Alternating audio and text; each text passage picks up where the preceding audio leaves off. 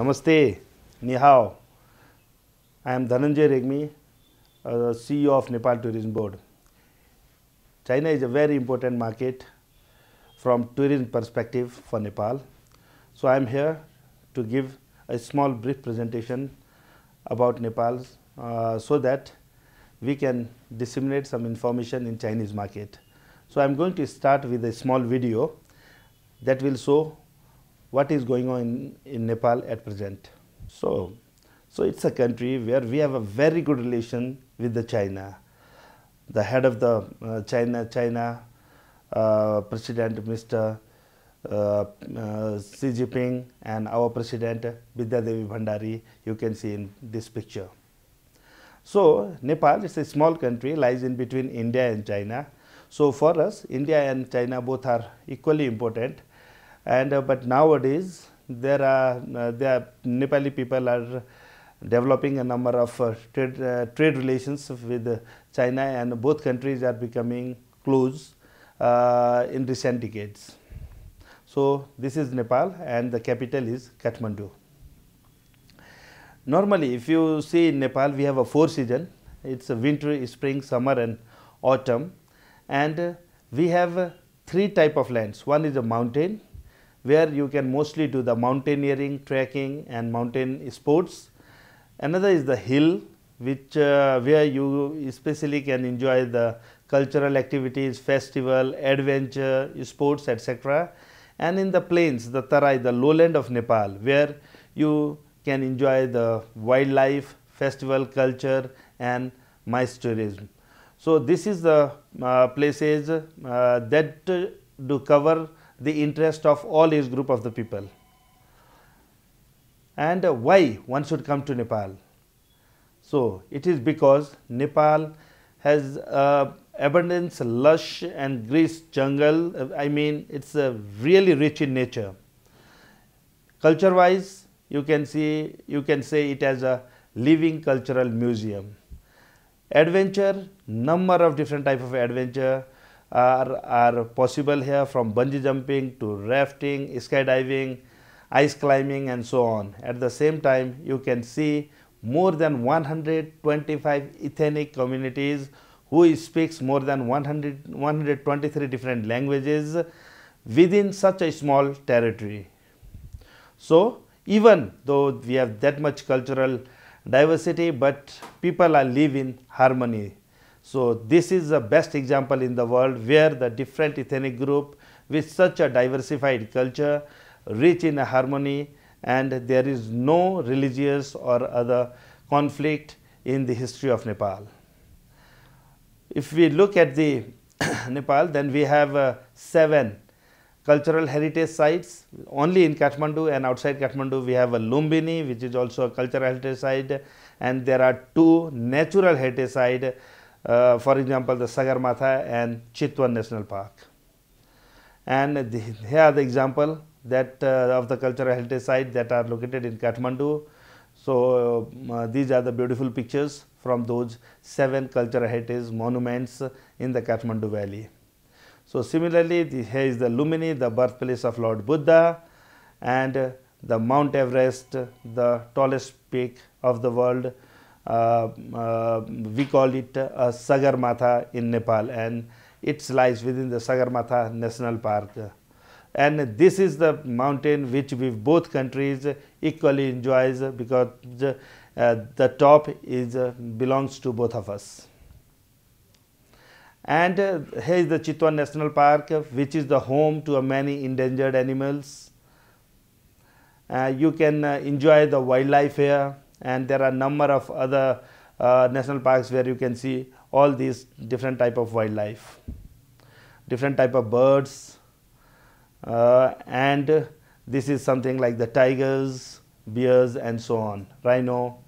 So in Nepal we have 12 national parks, 6 conservation areas, 1 wildlife reserve and 1 hunting reserve. So all these gives us 20 places where we are protecting the nature, and that's why almost 24% of the country's land is under conservation. because we conserve a lot of area, we are very rich in different type of the flora and fauna.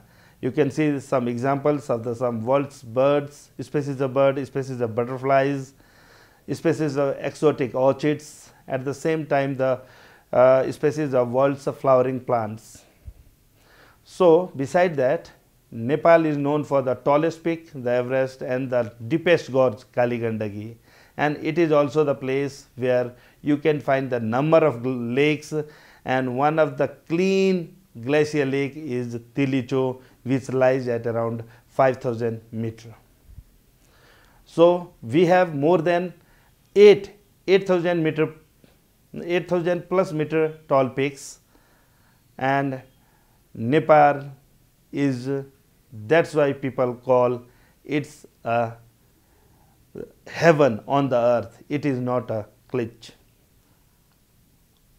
So similarly, Nepal is equally rich in culture. We enjoy all days, as many days as a festival in a year, and Nepal is the only country where we do worship the living goddess Kumari. It is the country where you can find a different type of cuisines. As I told, more than 125 ethnic groups are living in Nepal. So all of them have their own cuisines. So if you combine all of them, it goes above 600 different type of cuisines within such a small country. At the same time, Nepal is also a paradise for the adventure lover for the people. And from paragliding to rafting, climbing, trekking, and this is the country where you can enjoy the mountain sport, aerial sports, marathon, at the same time bungee jumping, and many more. And Nepal is the country who really equally gives emphasis on the accessible trekkings, where we can, where the people with some disabilities can also enjoy.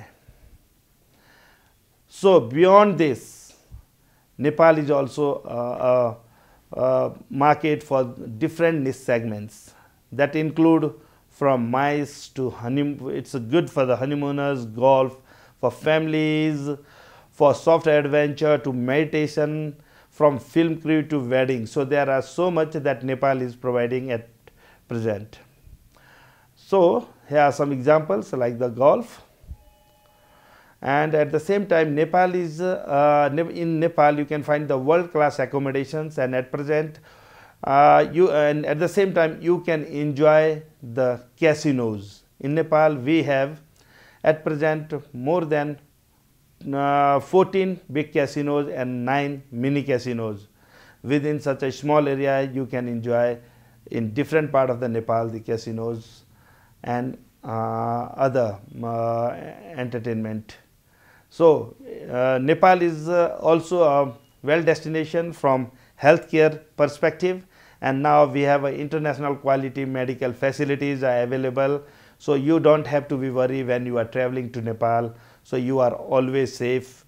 And beside that, we have a traditional Ayurvedic hospitals and healing centers where you really can get a best treatment in the world.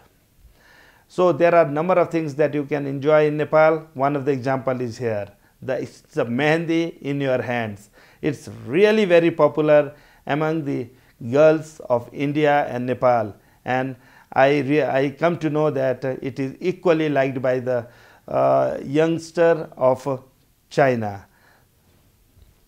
Similarly, Nepal is for not only for one specific group of people, it is for everyone. Nepal is for every age group people, and Nepal is for all season. You can come at any time of a year and you can enjoy Nepal.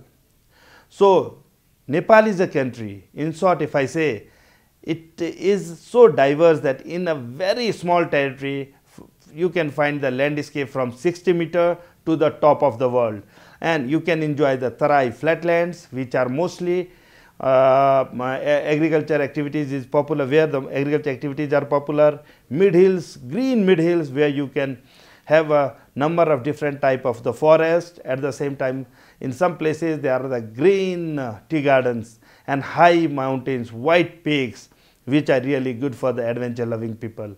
So in a short distance, Nepal provide everything. Besides that, Nepal is a destination for the people who are living in the snow area, like people who are living in the area where there is a heavy snowfall during the winter. They can come and enjoy the mid hills of Nepal, because this is the area which is warm enough even during the winter, and you can enjoy the sun from morning to evening.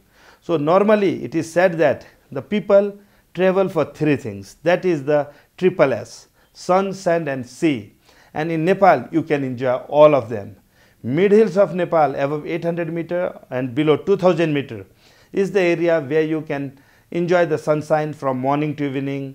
And Nepal got 5 major big rivers. We got 6,000 small rivers, but the major 5 rivers, on the bank of these major 5 rivers you can really enjoy not only the rafting but also the all that you can enjoy in the beautiful big beaches. So here you don't have to go on the salty water, you can enjoy the fresh water, and at the same time you can do a camping and enjoy rafting. So Nepal provide everything, and we are very well connected from the different part of the world. If you look at within the China, I think Nepal is very much connected from east to the west part, which is good that people from the China, from different part of the China, they can travel to Nepal easily. And if you look at the history from 2015, when we have only 65,000 people visiting Nepal from China, now we have 1,69,000 people are visiting from there in 2019. Afterward, because of COVID, the number decreases, and now because of COVID it's almost zero, but we hope that we will double it as soon as we will come out of the COVID. And not only this, every time Nepal and China had a very good relations. We have a very good cultural exchange practices in the past, and we hope that people from the China who are looking for the kind of a destination that Nepal can provide, from lowland to the high mountains, Nepal is really looking forward to welcome you. From political point, from cultural point, we are really very close, and we are looking forward to welcome you in Nepal. So finally, I would like to say, and I am looking forward to welcome you in Nepal. But before ending my presentation, I would like to request you to watch one more video about Nepal.